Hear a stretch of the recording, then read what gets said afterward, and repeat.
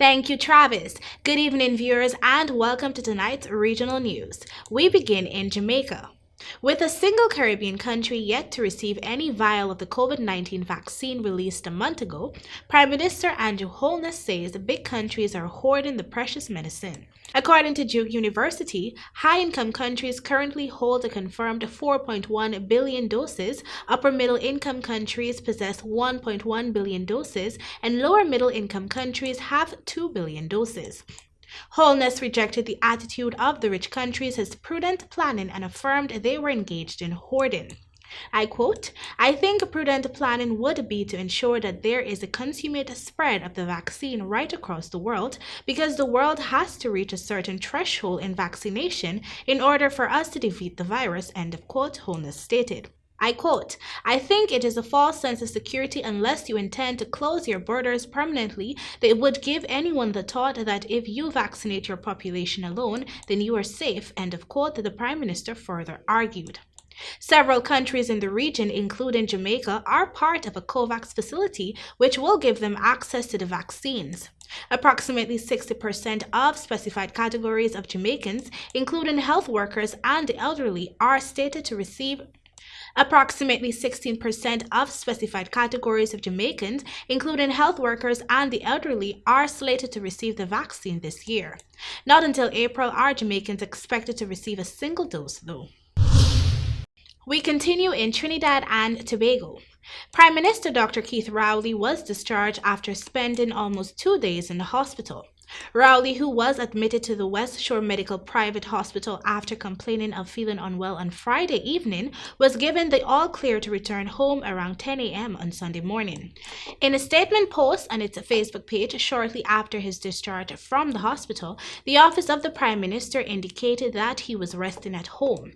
In another release issued by the Office of the Prime Minister on Saturday, it stated that Rowley underwent an angiogram and a corresponding angioplasty. Rowley's heart condition has been in the public domain for some time. In 2016, his doctors observed soft plaque developing in one of his arteries, and the situation worsened in 2017. He said he made dietary changes before traveling to the United States in 2019 for follow-up testing. And now for news out of Venezuela. At least 23 people died over the weekend in a clash between police and gangs in Venezuela's capital, Caracas, according to news reports and human rights activists, as the government faces international scrutiny for killings by security forces. The bloodshed began on Friday afternoon with an operation by 2 police units, the Special Action Forces and the Special Tactical Operations Unit, in the gang-ridden neighborhood of La Vega. It continued into Saturday. Venezuela is among the world's most violent countries, with a murder rate of some 45.6 per 100,000 residents in 2020, according to the non-profit Venezuelan Observatory of Violence. In Brazil, Brazil's weekly rolling average of deaths per day reached 1,111 on Sunday, surpassing 1,000 deaths for the first time since early August, according to Reuters' calculation.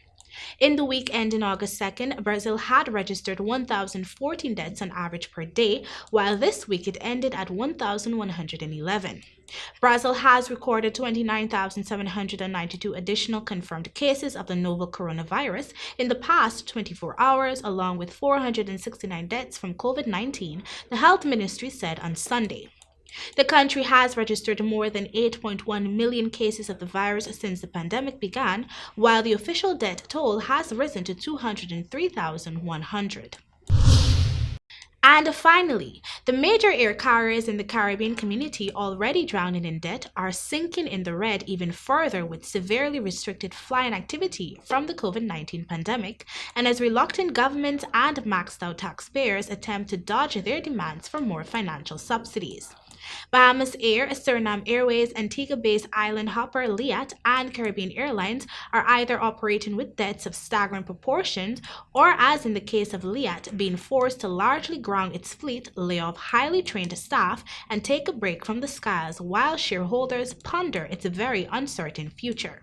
The Bahamian government in the past week said it was forced to increase fares for state-owned Bahamas Air, as the carrier is already operating with more than $60 million billion and counting with reduced passenger loads because of the COVID-19 pandemic. And that is all for your regional news. Thank you for joining. Back to you, Travis.